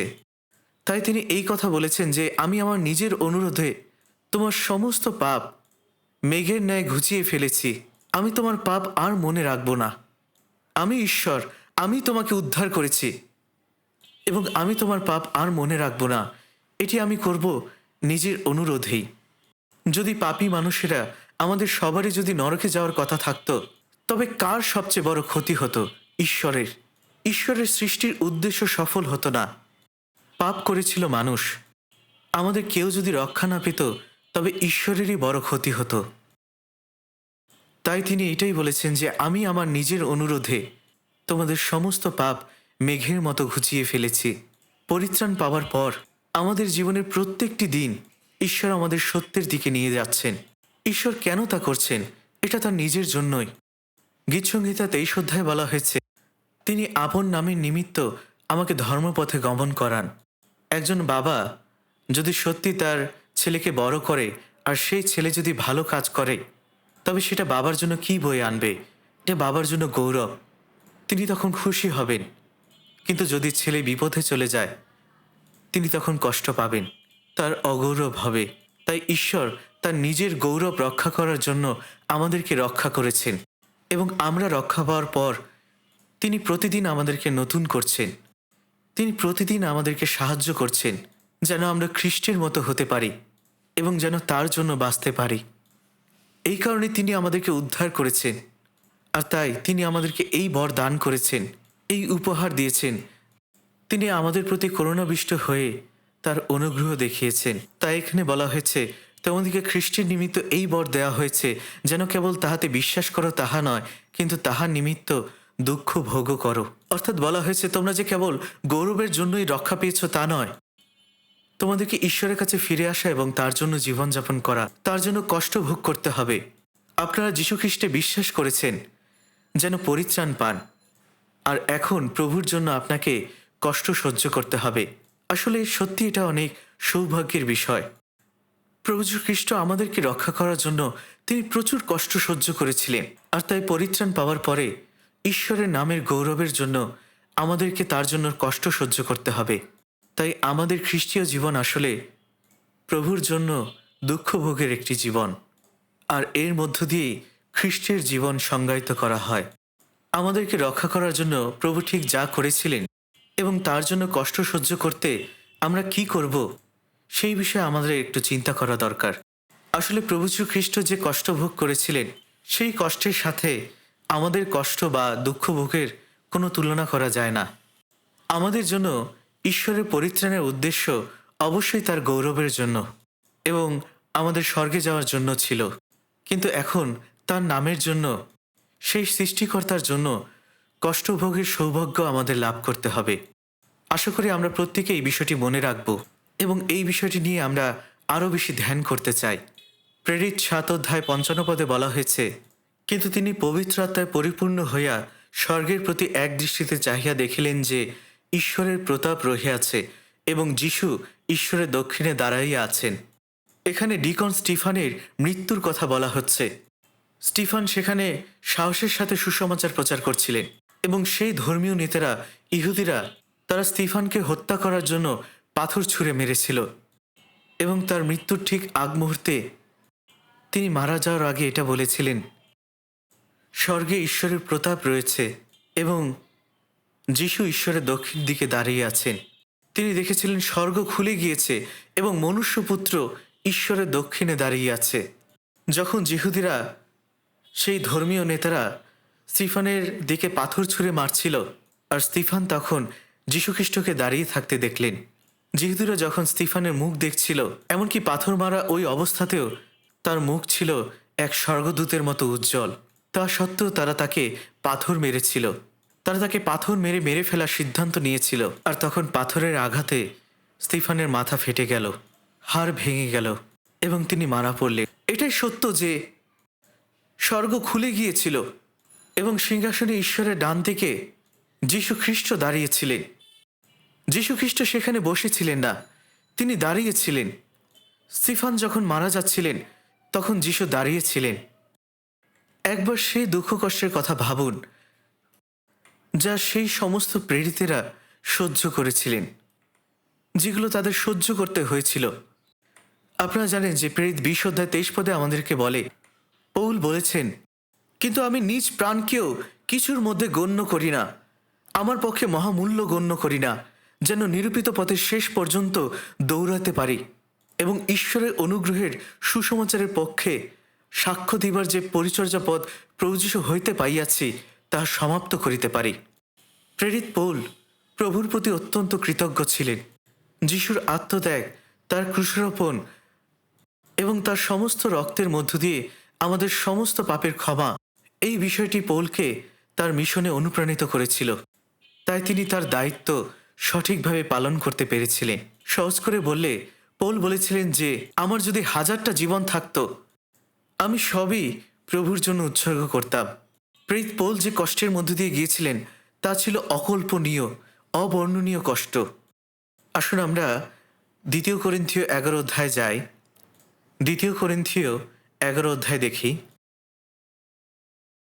2 করিন্থীয় 11 অধ্যায় 24 পদ। আসুন আমরা 23 পদ থেকে একসাথে পড়ি। উহারা কি খ্রিস্টের পরিচারক? হতবুদ্ধির ন্যায় বলিতেছি, আমি অধিকতর রূপে, আমি পরিশ্রমে অতিমাত্র রূপে, কারাবন্ধনে অতিমাত্র রূপে, প্রহারে অতিরিক্ত রূপে, প্রাণ সংশয় অনেকবার, যিহুদীদের হইতে 5 বার 39 আঘাতপ্রাপ্ত হইয়াছি, 3 বার বেত্রাঘাত, 1 বার পোস্তরাঘাত, 3 বার নৌকা ভঙ্গ সহ্য করিয়াছি, অগাধ জলে 1 দিবারাত্র যাপন করিয়াছি, যাত্রায় অনেকবার, নদী সংকটে, দস্যু সংকটে, স্বজাতি ঘটিত সংকটে, পরজাতি ঘটিত সংকটে, নগর সংকটে, মরু সংকটে, সমুদ্র সংকটে, ভক্ত ভাতৃগণের মধ্যে সংঘটিত সংকটে, পরিশ্রমে ও আয়েসে, অনেকবার নিদ্রার অভাবে, ক্ষুধায় ও তৃষ্ণায়, অনেকবার অনাহারে, শীতে ও উলঙ্গতায় প্রেরিত পৌল প্রচণ্ড কষ্ট ভোগ করেছিলেন। তিনি সুসমাচার প্রচার করতে গিয়ে অনেক কষ্ট পেয়েছিলেন। তিনি যেসব কষ্টের মধ্য দিয়ে গিয়েছিলেন, এখানে বাক্যে কি বলা হয়েছে দেখুন। তিনি অনেকবার মারা যাচ্ছিলেন, তিনি মৃত্যুর মুখে পতিত হয়েছিলেন, তাকে প্রহার করা হয়েছিল, তার সাথে বিশ্বাসঘাতকতা করা হয়েছিল, তাকে ৩৯ বার আঘাত করা হয়েছিল, অর্থাৎ ৪০ বারের থেকে এক কম। আপনি কি জানেন যে এর অর্থ কি? তাকে ঠিক এতবারই আঘাত করা হয়েছিল এবং ৩ বার এভাবে বেত্রাঘাত করা হয়েছিল। আপনি কি জানেন যে এই লাঠি দিয়ে আপনাকে যদি মারা হয় আপনার মৃত্যু হয়ে যেতে পারে? এবং তাকে পাথর মারা হয়েছিল। তিনি সত্যিই মৃত্যুবরণ করেছিলেন, কিন্তু আবার তিনি পুনর্জীবিত হয়েছিলেন। এবং অনেকবার যাত্রাতে, নদী সংকটে, দস্যুদের সংকটে, স্বজাতীয় ও পরজাতীয়দের সংকটে, প্রান্তরের সংকটে, সমুদ্রের সংকটে, কপট ভাতৃগণের সংকটে তিনি অনেক দুঃখ ভোগ করেছিলেন। এবং সেখানে পরিশ্রমের বিষয়ে বলা হয়েছে তিনি নিদ্রার অভাবে ছিলেন, ক্ষুধায় তৃষ্ণায় ছিলেন, উপবাসে ছিলেন, উলঙ্গতার মধ্যে ছিলেন। দয়া করে একবার এই বিষয়টি নিয়ে একটু ভাবুন। পৌল তার জীবন কেমন কাটিয়েছিলেন তার দিকে একটু তাকিয়ে দেখুন। পৌলের জীবন সম্পর্কে আপনি কি ভাবেন? ২৮ পদে যদি আমরা দেখি, আর এই সকল বিষয়ের কথা থাকুক, একটি বিষয় প্রতিদিন আমার উপরে চাপিয়া রহিয়াছে, সমস্ত মণ্ডলীর চিন্তা। এত কিছুর মধ্যেও পৌল একমাত্র যে বিষয়টির প্রতি যত্নশীল ছিলেন তা হল সমস্ত মণ্ডলীর প্রতি। তিনি এই কথাই বলেছেন যে আমি যা কিছুর মধ্য দিয়ে যাচ্ছি, যে কষ্ট ভোগ করছি, তা আসলে অত্যন্ত নগণ্য। আমার একমাত্র উদ্বেগ হল মণ্ডলীর জন্য, ঈশ্বরের সেই মণ্ডলীর জন্য। অর্থাৎ তার হৃদয়টি সবসময় মণ্ডলীর প্রতি পড়ে থাকত। প্রেরিত পৌলের জীবন এবং দুঃখভোগের মধ্য দিয়ে তিনি এমন একটি জীবন যাপন করেছিলেন যা সত্যি অকল্পনীয়, অবর্ণনীয়। আমরা খ্রিস্টান হিসাবে যারা আমাদের জীবনে সুসমাচারের জন্য খ্রিস্টীয় জীবন যাপন করতে চাই, আমরা যখন কষ্টের মুখোমুখি হই, আমরা যখন দুঃখের মধ্যে থাকি, আমাদেরকে প্রভুর কষ্টের কথা ভাবতে হবে। আমাদেরকে ভাবতে হবে প্রেরিত পৌলের কথা, সমস্ত প্রেরিত এবং শিষ্যদের কথা। প্রেরিত পুস্তকে সেই বিষয়ে বলা হয়েছে প্রেরিতদের সময় কোনো প্রেরিতেরা, কোনো শিষ্যেরা, কোনো খ্রিস্টান বিশ্বাসীরা তারা আরামদায়ক জীবনযাপন করেনি। তারা প্রত্যেকেই অত্যন্ত কষ্ট ভোগ করেছিলেন। তাই আমাদেরকেও আমাদের খ্রিস্টান জীবনে এই কষ্টকে স্বাগত জানাতে হবে। যারা কষ্টকে ঘৃণা করে তারা খ্রিস্টের কাটার মুকুটটি ছুঁড়ে ফেলে দিচ্ছে।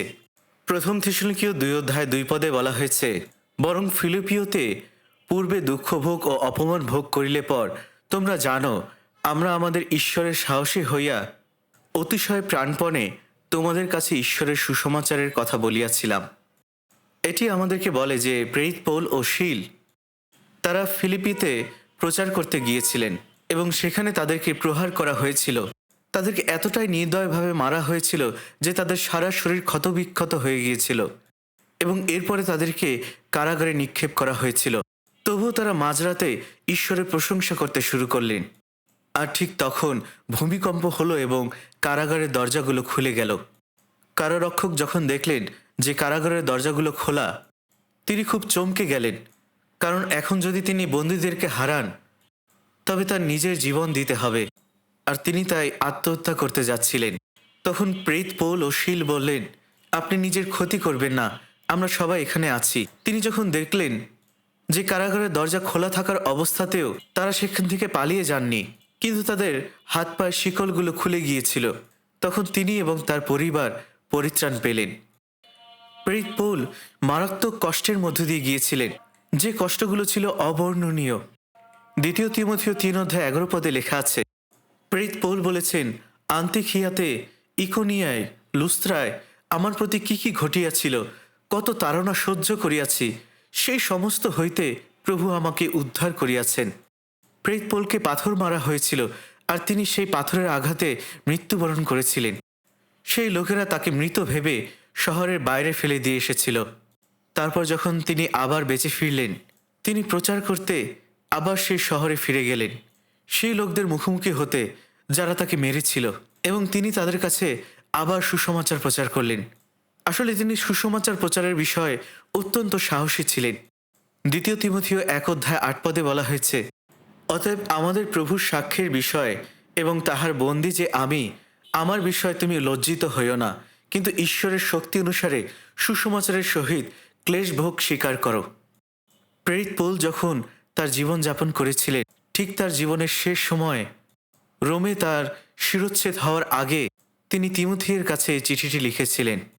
এই বাক্যে তিনি বলছেন, তিমথিও তুমি লজ্জিত হইও না আমাদের প্রভুর সাক্ষ্যের বিষয় এবং আমার বিষয় যে আমি তার বন্দী, এবং সুসমাচারের জন্য আমার ঈশ্বরের সেই দুঃখভোগে অংশগ্রহণ করো। তুমিও দুঃখভোগ সহ্য করো।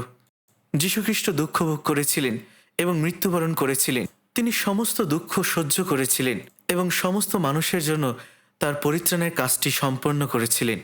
এবং এই কারণে কত মানুষ জীবন পেয়েছিলেন এবং কত মানুষ তাদের দুঃখের জীবনের মধ্য দিয়ে গিয়ে তাদের প্রাণ দিয়েছিলেন সুসমাচারের জন্য।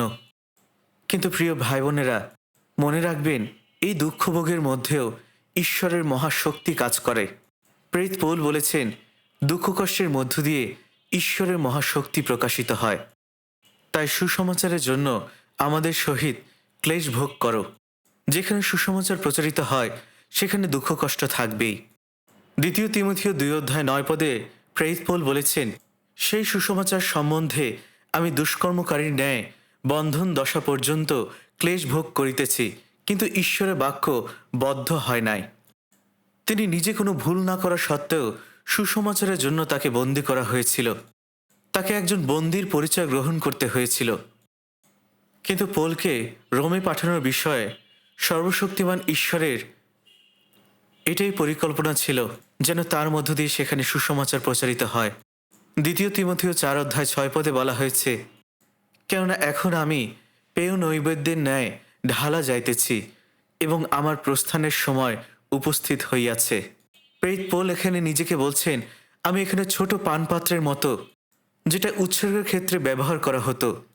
তিনি হলেন সেই পেয় নৈবেদ্য যাকে ঢেলে দেওয়া হচ্ছে, অর্থাৎ তার জীবন শেষ হয়ে আসছে। তিনি নিজের রক্তে তার পুরো জীবন ঢেলে দিচ্ছিলেন। তিনি বুঝতে পারছিলেন এই পৃথিবী থেকে তার বিদায় নেওয়ার সময় হয়েছে। তিনি আসলে প্রভুর কাছে যাওয়ার জন্য খুবই ব্যাকুল ছিলেন। তিনি অনেকবার এই বিষয়টি বলেছিলেন। দ্বিতীয় তিমথিও 4 প্রেরিত পৌলের শেষ লেখাগুলোর একটি। 4:7 বলা হয়েছে, আমি উত্তম যুদ্ধে প্রাণপণ করিয়াছি, নিরূপিত পথের শেষ পর্যন্ত দৌড়াইয়াছি, বিশ্বাস রক্ষা করিয়াছি। অর্থাৎ আমাদের দুঃখভোগের পরে সামনে একটি বিশাল মহিমা রয়েছে। মনে রাখবেন, আমাদের দুঃখভোগ শেষ হওয়ার পরে সামনে অনেক বড় একটি মহিমা আসতে চলেছে। আমরা শুধু মারা যাচ্ছি না, প্রেরিত পৌল শুধুমাত্র মারা যাননি, তাকে শিরচ্ছেদ করা হয়েছিল। আমি যখন রোমে গিয়েছিলাম তখন সেই ভূগর্ভস্থ কারাগারে গিয়েছিলাম। সেটি আজও সংরক্ষিত আছে। সেই কারাগারে ইঁদুর ও ছত্রাক ছিল এবং এটি হলো মাটির গভীরের একটি কারাগার। আর সেখান থেকে তারা তাকে টেনে বের করলো এবং তার শিরচ্ছেদ করা হলো। যখন তার মাথা কাটা পড়ল তখন মাথাটি কয়েক ফুট নিচে গড়িয়ে পড়ে গেল। আসুন আমরা প্রথম করিন্থীয় 16 বের করি। প্রথম করিন্থীয় 16 8 থেকে 9। কিন্তু 50 সপ্তমী পর্যন্ত আমি ইফিসে আছি, কারণ আমার সম্মুখে এক দ্বার খোলা রহিয়াছে, তাহা বৃহৎ ও কার্যসাধক, আর বিপক্ষ অনেক। প্রেরিত পৌল যখন তিনি সুসমাচার প্রচার করছিলেন, তিনি বলেছিলেন যে আমি ইফিসে 50 সপ্তমী পর্যন্ত আছি। তাই যে সময় এই পদটি লেখা হয়েছিল তখন তিনি ইফিসে ছিলেন, আর ইফিসে তিনি বেশ কিছুদিনের জন্য থেকে গিয়েছিলেন। আর এর কারণ হিসেবে তিনি বলেছিলেন যে এখানে একটি মহান কার্যকারী দরজা, অর্থাৎ সুসমাচারের জন্য দরজা খুলে গিয়েছে, আর এই জন্য এখানে আমার থাকার এবং সুসমাচার প্রচার করার বড় একটি সুযোগ আছে। এখানে পরিত্রাণের কাজ ক্রমাগত ঘটছে, আর তাই তিনি সেখানেই থাকবেন। তাই তিনি বলেছেন যে আমার জন্য এক মহৎ ও কার্যসাধক দ্বার উন্মুক্ত হয়েছে। অর্থাৎ এখানে অনেক মানুষ পরিত্রাণ পাচ্ছে, যদিও অনেক বিপক্ষ রয়েছে। তাই আমরা এখানে দেখতে পাচ্ছি যে যেখানে সুসমাচারের কাজ হয় সেখানে শয়তানও কাজ করে। আপনারা আমার ব্যক্তিগত কাহিনী জানেন, আমি আপনাদের সাথে সেটা শেয়ার করব। যখন আমি সুসমাচার প্রচার করছিলাম, আমার প্রচারের মাধ্যমে অনেক মানুষ পরিত্রাণ পাচ্ছিল, আর আমি শয়তানকে আগে থেকে কাজ করতে দেখছিলাম। আমি পরিত্রাণ পেয়েছিলাম, আপনারা জানেন, 1969 সালে। 1969 সালে আমি পরিত্রাণ পেয়েছিলাম। আপনারা জানেন আমি একটি শহরের প্রদেশে গিয়েছিলাম, যার নাম জালা প্রদেশের মকপো, এবং আমি সেখানে গিয়ে এক প্রকার আটকে গিয়েছিলাম। আটকে যাওয়া বলতে আমি এখানে বোঝাচ্ছি যে সেখানে আমি থেকে গিয়েছিলাম। আমি সেখানে 5 বছর সুসমাচার প্রচার করেছিলাম এবং একজন পালক হিসেবে পরিচর্যা করেছিলাম। আপনারা জানেন, যদি আমি সেই গল্পের আরও গভীরে যাই সেটা আরও অনেক বড় হবে। তাই যদি আমি একটু সংক্ষেপে বলি, আসলে সেখানে অনেক খ্রিস্টিয়ান ছিলেন, আর সেই সময় অন্যান্য তথাকথিত পালক এবং সম্মেলন ও পালক সমিতির লোকেরা, তারা আমাকে সেই সময় পছন্দ করতো না। তারা সবাই আমার শত্রু হিসেবে একত্রে জোট বাঁধল এবং তারা চাইল আমাকে সেখান থেকে বের করে দিতে। আমি সেই সময় খুব তরুণ যুবক ছিলাম। সে সময় আমার বয়স ছিল মাত্র 27 বছর, আর আমি 5 বছর সেখানে ছিলাম। তারা আমার সম্বন্ধে এরকম কথা বলতো যে, এমনকি তারা আমাকে পালক রি ইউহান বা প্রচারক রি ইউহান বলতো না। তারা বলতো তথাকথিত শিক্ষক রি ইউহান, সে খুব অদ্ভুত অদ্ভুত শিক্ষা দিচ্ছে এবং সেটা ভিন্ন এবং ধর্মবিরোধী। তারা সবাই আমার বিরুদ্ধে একত্রিত হয়েছিল এবং আমাকে বের করে দিতে চেয়েছিল। এমনকি তারা একটি সমিতি সংগঠক ডাকলো, একটি বিচারের ডাক দিল এবং একজন তদন্তকারী আনলো। শহর কর্তৃক নির্ধারিত একজন ধর্মীয় তদন্তকারী আসলো এবং তারা তাদের আর্জি জানালো যে আমাকে যেন এই শহর থেকে বের করে দেওয়া হয়। তখন আমি বললাম, দেখুন তদন্তকারী সাহেব, আমাকে ডাকুন, আমি নিজের হয়ে সাক্ষ্য দেব। সেই তদন্তকারীর নাম ছিল জাং। আমি জানি না আসলে তিনি এখন কোথায় আছেন। যদি আপনারা জানেন দয়া করে আমাকে জানাবেন, আমি তাকে ধন্যবাদ দিতে চাই। কারণ এরপরে যেটা হয়েছিল তা হলো, যখন তারা আমাকে বিচারের জন্য নিয়ে গেল, সেই তদন্তকারী স্ত্রী, যিনি আজীবন ক্যাথলিক ছিলেন, যিনি কখনো বাইবেল পড়েননি, তিনি আমার সুসমাচারের মধ্য দিয়ে পরিত্রাণ পেয়েছিলেন। তার জীবন পুরোপুরি বদলে গিয়েছিল, আর দেখা গেল তিনি আমার চার্চের একজন নিয়মিত সদস্য। আর সেই স্ত্রীর স্বামী ছিলেন সেই তদন্তকারী। যদিও সেই স্বামী পরিত্রাণ পাননি, তবুও তিনি সেই পাস্টরদের সমিতিতে গেলেন এবং বললেন, সেই তদন্তকারী এমনকি খ্রিস্টের বিশ্বাসীও ছিলেন না। তিনি তার স্ত্রীর কাছ থেকে যা শুনেছিলেন তার ভিত্তিতেই পাস্টরদের সাথে কথা বলেছিলেন। তিনি তাদেরকে বললেন, আপনারা কেন এই পাস্টরকে বের করে দিতে চাইছেন? তিনি তো একজন মহান পাস্টর। সমস্যা তো আসলে আপনাদের মধ্যেই। আপনারা আসলে কেউ পরিত্রাণ পাননি। আর তিনি জানতেন সেই সমস্ত পাস্টরদের নোংরা গোপন বিষয়গুলো, যারা আমার বিরুদ্ধে জোট বেঁধেছিল। এবং তিনি তাদের বললেন, আপনারা যদি কিছু করেন তাহলে আমি আপনাদের সব গোপন রহস্য ফাঁস করে দেব। আর তাই সেই পাস্টরেরা তাকে রাতের শেষের দিকে কিছু ঘুষ পাঠিয়েছিল এবং তারা বলেছিল, দয়া করে আমাদের গোপন বিষয়গুলো ফাঁস করবেন না। তখন আমি ভাবলাম, বাহ, কি চমৎকার বিষয়। ঈশ্বর আপনার হয়ে আপনার শত্রুদের সাথে প্রতিশোধ নেন। জানেন, এমন অনেকে রয়েছে যারা আমাকে শারীরিকভাবে মেরে ফেলতে চেয়েছিল, আর আমি তখন মার্টিন লুথারের কথা ভাবছিলাম। ক্যাথলিক চার্চ থেকে তারা এই জারি করেছিল যে মার্টিন লুথারকে হত্যা করলে সেটা খুন হিসাবে গণ্য হবে না। আমি আসলে সেরকমই কিছু অভিজ্ঞতা লাভ করেছিলাম। যাই হোক, আসল বিষয়টি হলো, যখন সুসমাচার প্রচারিত হয়,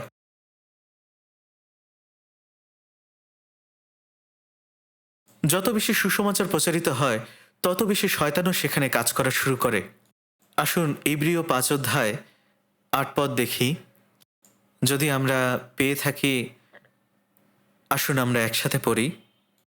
যদিও তিনি পুত্র ছিলেন, তথাপি যে সকল দুঃখভোগ করিয়াছিলেন তদ্বারা আজ্ঞাবহতা শিক্ষা করিলেন এবং সিদ্ধ হইয়া আপনার আজ্ঞাবহ সকলের অনন্ত পরিত্রাণের কারণ হইলেন। এখানে কার কথা বলা হয়েছে? যীশু খ্রিস্টের কথা, তাই না? তিনি পুত্র হলেও তিনি নিজের দুঃখভোগ দ্বারা আজ্ঞাবহতা শিক্ষা করলেন। যীশুখ্রিস্ট কষ্টের মধ্যে বাধ্য হওয়া শিখেছিলেন, আর এর মধ্য দিয়ে তিনি ঈশ্বরের ইচ্ছা পালন করতে শিখেছিলেন। তিনি ঈশ্বরকে মান্য করতে শিখেছিলেন। আর তাই এই বিষয়টি 9 পদে বলা হয়েছে, মানুষ যখন ব্যক্তিগত কষ্টের সম্মুখীন হয় তখন আমরা দেখতে পাই আমাদের চরিত্রের বিষয়টি, কার চরিত্র কেমন তা কষ্টের মাধ্যমেই বোঝা যায়। কারো চরিত্র যদি পুরোপুরি উন্নত হতে হয় তবে সেখানে কষ্ট থাকতেই হবে। কিছু মানুষ আছে যারা খুবই অল্প বয়স থেকেই বা শৈশব থেকেই তাদের বাবা মা এতটাই আগলে রেখেছে যে এমনভাবে তাদেরকে রক্ষা করে যেন মনে হয় আপনি একটি গোলাপকে বড় করছেন, আপনি এটাকে ফুটতে দিচ্ছেন একটি কাচের নিচে, যা এর পথে আসা সব কিছু থেকেই একে রক্ষা করবে। আর সেই কারণে এই মানুষগুলো জানে না কষ্ট কিভাবে জয় করতে হয়। তারা এই বিষয়টি জানে না কারণ তারা খুব বেশি সুরক্ষিত ছিল। এখন আমি আপনাদেরকে একটা ছোট্ট উদাহরণ দেই। একটি অন্য দেশের একজন ব্রাদার ছিলেন, তিনি খুব চমৎকার একজন ব্রাদার ছিলেন, তার সব কিছুই খুব ভালো ছিল। আর মণ্ডলী তাকে একজন পাস্টর হওয়ার জন্য আহ্বান করলেন এবং পালক হিসাবে প্রশিক্ষণ নিতে তিনি কোরিয়াতে আসলেন। তার স্ত্রী একজন পিয়ানো বাদক ছিলেন, তিনি চমৎকার পিয়ানো বাজাতেন, এই বিষয়ে তিনি অত্যন্ত দক্ষ ছিলেন এবং সেই ব্রাদারটিও অনেক চমৎকার ছিল। আর সে তার গাড়ি নিয়ে এখানে চলে এসেছিল, তার সঙ্গে তার স্ত্রীও পিয়ানো নিয়ে এসেছিল এবং তারা এখানে এসেছিল যেন তিনি পাস্টরের সেই প্রশিক্ষণ নিতে পারেন। কিন্তু কিছুদিন পরে সে আমার কাছে এসে বলল, পাস্টর আমি এটা আর করতে পারছি না। আমি বললাম আরেকটু ধৈর্য ধরো। এরপরে তিনি আবার বললেন আমি আসলে এটা করতে পারছি না এবং এরপরে তিনি তার বাড়িতে চলে গেলেন।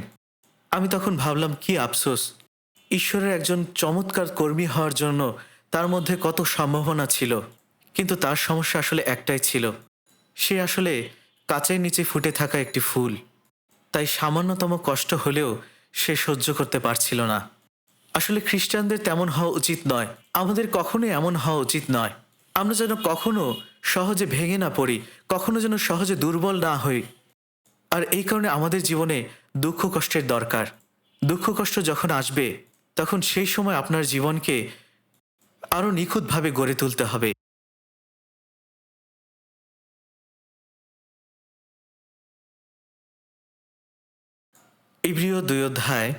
ইব্রিয় 10 পদ, কেননা যাহার কারণ সকলই ও যাহার দ্বারা সকলই হইয়াছে, ইহা তাহার উপযুক্ত ছিল যে তিনি অনেক পুত্রকে প্রতাপে আনয়ন সম্বন্ধে তাহাদের পরিত্রাণের আদিকর্তাকে দুঃখভোগ দ্বারা সিদ্ধ করেন। ঈশ্বর আমাদের সকলকে সেই গৌরবে প্রবেশ করতে দিতে চান যেন আমরা ঈশ্বরের গৌরব, ঈশ্বরের পুত্রের গৌরব এবং তার মধ্য দিয়ে যাতে আমরা সিদ্ধ হতে পারি, আমরা দুঃখভোগের মধ্য দিয়ে সিদ্ধ হতে পারি। এই পদটি এখানে লক্ষ্য করুন, এখানে কি বলা হয়েছে, যাতে আপনি স্বর্গে যেতে পারেন, আপনি যাতে অবশ্যই পরিত্রাণ পেতে পারেন। স্বয়ং প্রভু তার দুঃখভোগের মধ্য দিয়ে সেই স্থান আমাদেরকে দিয়েছেন এবং তিনি আমাদেরকে সিদ্ধ করেছেন।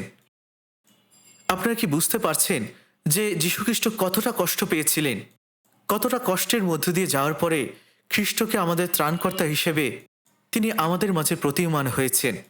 যীশুখ্রিস্ট ঈশ্বরের পুত্র হওয়া সত্ত্বেও তিনি বাধ্যতা পালন করেছিলেন।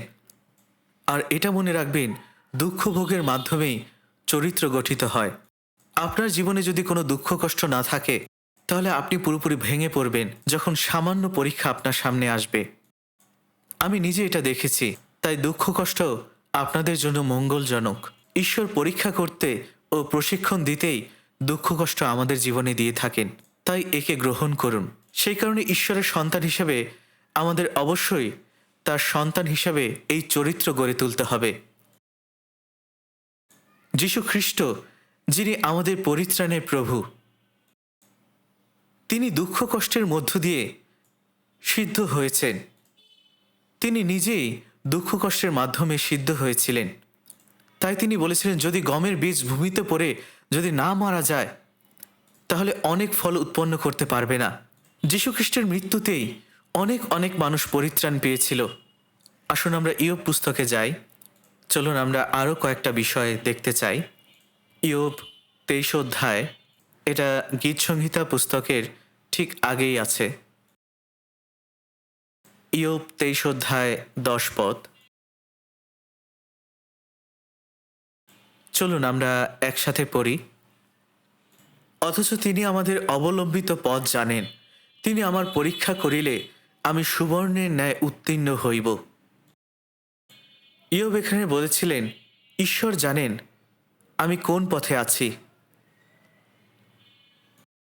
ঈশ্বর জানেন আমি কোথায় যাচ্ছি, আমরা কোথায় যাচ্ছি তিনি তা জানেন। আমাদের প্রত্যেকটি পদক্ষেপের উপর তার নজর আছে। তিনি আমাদের চলার পথ জানেন। তিনি আমাকে পরীক্ষা করলে আমি সোনার মতো খাঁটি হব। ঈশ্বর আমাদের প্রশিক্ষণ দেন। আপনি কি এটা জানেন? আপনি কি তা উপলব্ধি করতে পারেন? যখন ঈশ্বর আমাদের প্রশিক্ষণ দেন তখন আমরা সোনার মতো হয়ে উঠি। আপনি কি জানেন যে কোন সোনাটি খাঁটি নেই? আসলে খাঁটি সোনা প্রকৃতিতে আপনি খুঁজে পাবেন না। সোনা নিয়ে তার সাথে আপনাকে রাসায়নিক পদার্থ মিশাতে হবে, যেটা গলানোর কাজে ব্যবহার হয়, এবং এরপরে এটিকে আগুনে পোড়াতে হবে এবং সেখান থেকে অপদ্রব্যগুলো বের করে নিয়ে আসতে হবে। আর এভাবেই আপনি একটি সোনাকে খাঁটি করতে পারেন। এই প্রক্রিয়াটি যত বেশি আপনি পুনরায় করবেন তত বেশি আপনি সোনার ভিতর থেকে খাদগুলো দূর করতে পারবেন। এই বিষয়টি কিভাবে করে আমি দেখেছি। সেই সোনাটিকে একটি আগুনের চুল্লির মধ্যে রাখা হয় এবং সেখানে সোনা খাঁটি করার এই প্রক্রিয়াটি চালানো হয়। যত বেশি আগুনে প্রবেশ করানো হয় তত এটি আরও বেশি বিশুদ্ধ ও খাঁটি হতে থাকে। ঈশ্বর আপনাকে আপনার জীবনে কষ্ট দেন আপনাকে পবিত্র করতে। তাই তিনি বলেন যে আমি যে পথে চলি তা তিনি জানেন। আর যখন তিনি আমার পরীক্ষা করেন তখন আমি সোনার মতো খাঁটি হই। কষ্টের মধ্য দিয়ে, দুঃখ দুর্দশার মধ্য দিয়ে আপনার জীবনে একজন প্রকৃত খ্রিস্টিয়ান হয়ে গড়ে উঠতে হবে এবং আমাদের বুঝতে হবে যে এই প্রশিক্ষণ হলো সেই কষ্ট যা আমাদেরকে সাহায্য করে। তাই সেই কষ্ট হলো সেই পথ,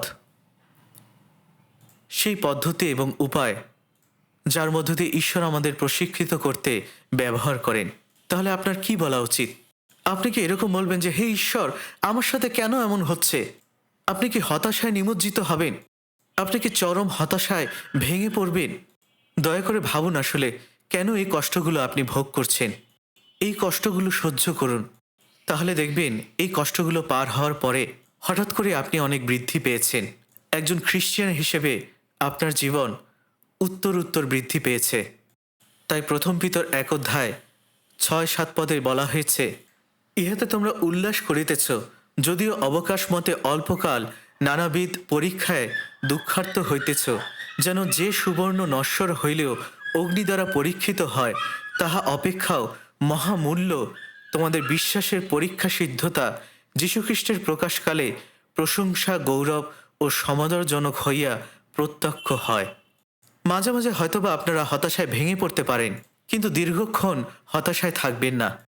কারণ অবশ্যই আপনাদের আনন্দ করা উচিত, কারণ এই দুঃখ কষ্ট আপনাকে প্রশিক্ষিত করবে, আপনাকে খাঁটি খ্রিস্টিয়ান হিসেবে গড়ে তুলবে। সেই অল্প সময়ের দুঃখ কষ্টগুলো আপনাকে সোনার মতো খাঁটি করবে, যেন আপনি প্রভু যিশুর কাছে আরও বেশি মূল্যবান হয়ে ওঠেন। তাই আমাদের বিশ্বাসকে অবশ্যই বিকশিত করতে হবে, আমাদের বিশ্বাসে অবশ্যই উপযুক্ত এবং যোগ্য হতে হবে। তাই প্রিয় ভাই বোন, দুঃখ কষ্ট আপনাদের জন্য ভালো, সত্যি দুঃখ কষ্ট আপনাদের জন্য মঙ্গল। যারা কষ্ট পায় না তারা বিশ্বাসে গড়ে ওঠে না। চলুন আমরা প্রথম পিতর 4 অধ্যায়ে যাই। আমরা 1 এবং 2 পদ দেখব। প্রথম পিতর 4 অধ্যায় 1 পদ থেকে চলুন আমরা একসাথে পড়ি। অতএব খ্রিস্ট মাংসে দুঃখ কষ্ট ভোগ করিয়াছেন বলিয়া তোমরাও সেইভাবে আপনিদিগকে সজ্জীভূত করো। কেননা মাংসে যাহার দুঃখ ভোগ হইয়াছে সে পাপ হইতে বিরত হইয়াছে, যেন আর মনুষ্যদের অভিলাষে নয় কিন্তু ঈশ্বরের ইচ্ছায় মাংসবাসের অবশিষ্ট কাল যাপন করো। যীশুখ্রিস্ট ইতিমধ্যেই মাংসে দুঃখ কষ্ট ভোগ করেছিলেন, তাই আমরা যেন নিজেদের একইভাবে চিন্তা করি। যুদ্ধে যাওয়ার সময় বুলেট প্রুফ জ্যাকেট বা ভেস্ট পরানো হয়, যেন শত্রুদের গুলি তার শরীরে আঘাত না লাগতে পারে। ঠিক একইভাবে আমরাও যেন হৃদয়ের মধ্যে আমাদের মধ্যে একই মানসিকতা নেই। যখনই আপনি দুঃখ কষ্ট পান, তখন এটা বুঝবেন যীশুখ্রিস্ট নিজেও কষ্ট পেয়েছিলেন। তিনি আপনার জন্য কষ্ট ভোগ করেছিলেন। ঠিক একইভাবে আপনার জীবনে যখন কষ্টগুলো আসে, সেই কষ্টগুলোকে আপনার হৃদয়ে সহ্যীভূত করুন। তাই যারা দুঃখ ভোগ করে, তারা যেন অবশিষ্ট জীবন তাদের মানসিক অভিলাষ অনুসারে না কাটিয়ে ঈশ্বরের ইচ্ছায় জীবনযাপন করে। যে দুঃখ ভোগ করেছে সে পাপ হতে বিরত থেকেছে। মাংসে দুঃখ ভোগ করলে পাপ থেকে বিরত থাকা যায়। যেমন একদম ছোট শিশুদেরকে খুব সহজেই ভোলানো যায়। যদি একজন অপরিচিত লোক এসে বলে, বাবু তোমাকে চকলেট দেবো, আইসক্রিম দেবো, এই বলে কিডন্যাপাররা তাদেরকে কিডন্যাপ করে। কিন্তু একজন বড় শিশুকে কখনোই এভাবে ভোলানো যাবে না। সে বলবে, আমার মা বাবা আমাকে শিখিয়েছে আমি যেন অপরিচিত লোকদেরকে অনুসরণ না করি। তাই একইভাবে কষ্টের মাধ্যমে আমাদেরকে শিক্ষা দেওয়া হয়, আমাদেরকে পরীক্ষা করা হয়, যেন যে অবশিষ্ট সময় আমাদের সামনে রয়েছে আমরা যেন মাংসের বশে নয় কিন্তু ঈশ্বরের ইচ্ছার বশে জীবনযাপন করি। তাই আমাদেরকে ঈশ্বরের ইচ্ছা অনুযায়ী দুঃখ কষ্ট ভোগ করতে হবে। আপনাকে দুঃখ কষ্টের মধ্য দিয়ে যেতে হবে, এটাকে সহ্য করতে হবে। আর যখন আপনি তা সহ্য করবেন তখন আপনি সিদ্ধ হবেন। প্রথম পিতর 5 অধ্যায় 10 পদ দেখি। আসুন আমরা একসাথে পড়ি। আর সমস্ত অনুগ্রহের ঈশ্বর, যিনি তোমাদিওকে খ্রিস্টে আপনার অনন্ত প্রতাপ প্রদানার্থে আহ্বান করিয়াছেন, তিনি নিজে তোমাদের ক্ষণিক দুঃখভোগের পর তোমাদিওকে পরিপক্ক, সুস্থির, সবল, বদ্ধমূল করিবেন। প্রথম পিতরের পত্রে দুঃখভোগ নিয়ে অনেক কথা বলা হয়েছে। সেই সময় সত্যি বলতে তখনকার প্রেক্ষাপট এমনই ছিল। তখনকার খ্রিস্টানরা অনেক দুঃখ কষ্ট সহ্য করেছিলেন। তাই এখানে বলা হয়েছে, আর সমস্ত অনুগ্রহের ঈশ্বর, যিনি তোমাদিওকে খ্রিস্টে আপনার অনন্ত প্রতাপ প্রদানার্থে আহ্বান করিয়াছেন, তিনি নিজে তোমাদের ক্ষণিক দুঃখভোগের পর তোমাদিওকে পরিপক্ক, সুস্থির, সবল, বদ্ধমূল করিবেন।